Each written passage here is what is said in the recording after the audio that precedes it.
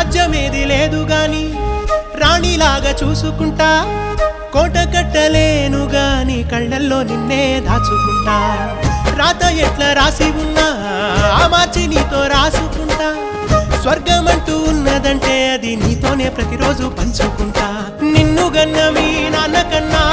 లారు ముద్దుగా సాదుకుంటా నీకు కోపం వస్తే కొంత దూరం ఉంటా నువ్వు గీత గీస్తే నేను దాటనంటా కంట నీరు కంటి రెప్ప దాటకుండా కాటుకై కావలుంటా